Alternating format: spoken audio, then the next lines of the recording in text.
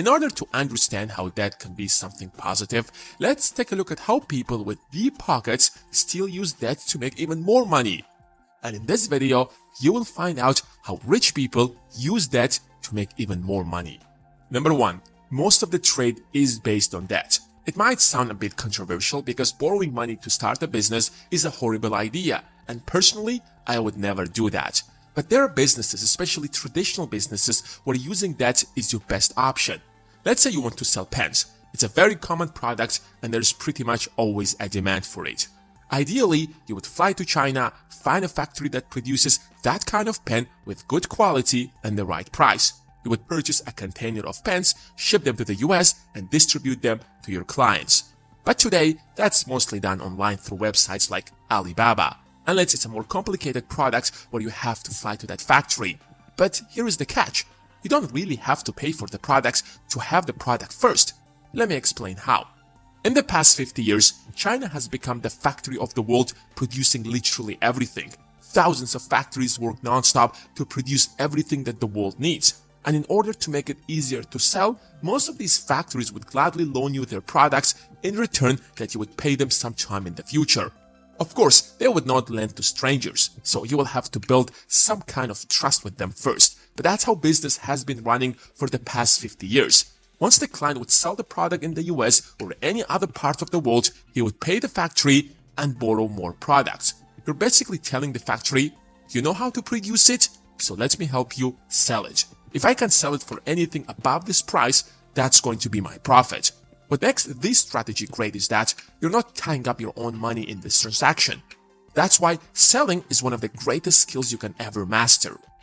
Number 2. Refinancing. Real estate debt is the best kind of debt because it's filled with loopholes. If you don't have a mortgage, then you're paying extra taxes.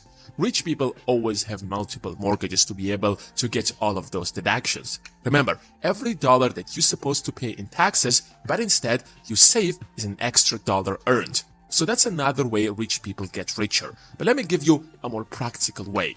This is how basically rich people get rich in real estate. Let's say you saved $200,000. That's a lot of money. But if we're going to be honest, that's peanuts. You can't even buy a house. Of course, you can't get a mortgage up to $800,000 since you have to make a 20% down payment. But here is the secret. Let's say you find a property that costs $500,000. It's in a bad condition and needs some or maybe a lot of renovation. You head to a bank and get a mortgage by making a 20% down payment. Let's say you're going to spend around 10% of the total cost of the house to renovate it, or around $50,000.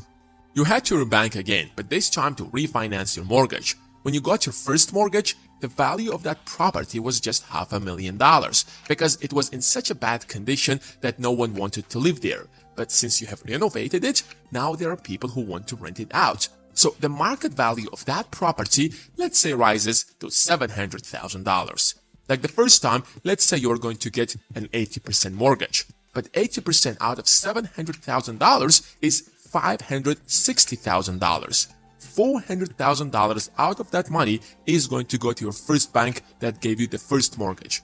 And let's deduct another $50,000 that you spent on renovation, and you're going to be left with an extra profit of $110,000. You made $110,000 using debt, and you're left with a property that you can rent out to build equity and generate passive income. On top of that, you're going to avoid paying taxes because you have a mortgage. This is a very common practice among real estate investors. Can you really see after this that that is bad?